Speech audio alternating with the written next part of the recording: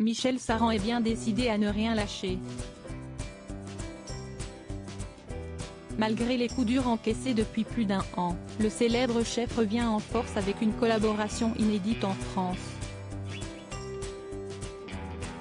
Durant les prochaines semaines, ce nouveau projet permettra aux plus gourmands de déguster ses plats très facilement. Les derniers temps ont été rudes pour Michel Saran.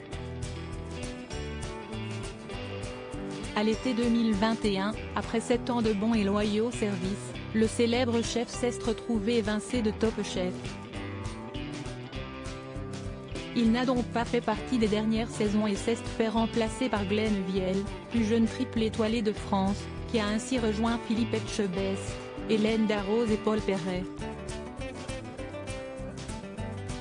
Et le 1er mars dernier, nouveau coup dur pour le Toulousain qui a appris que son restaurant local n'était plus doublement étoilé à la suite d'un communiqué du guide Michelin.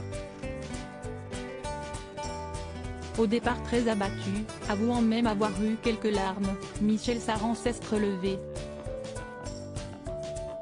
Et il s'est lancé aujourd'hui dans un nouveau projet totalement inédit qui casse tous les codes de la haute gastronomie. En effet, BFM TV nous révèle ce mardi 13 juin, qu'il a accepté de collaborer avec la chaîne américaine de fast-food Burger King. Il a ainsi réalisé une nouvelle gamme de burgers.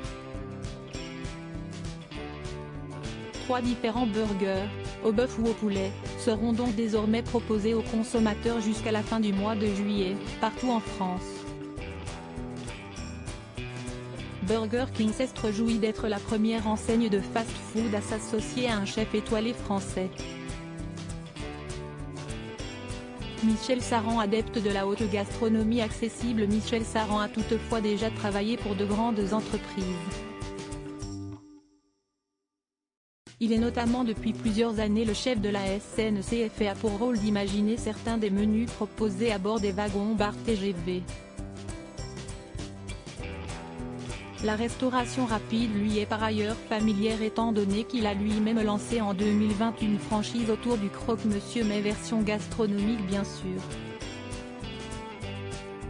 2 premiers restaurants, appelés Croque Michel, ont vu le jour à Toulouse et à Paris, et un petit 3e a plus récemment ouvert ses portes à Dubaï aux Émirats Arabes Unis. À Toulouse, il est par ailleurs toujours en charge de l'établissement gastronomique à son nom, le même qu'il avait été obligé de fermer durant la crise sanitaire en 2020 et qui a malheureusement perdu une étoile en mars dernier.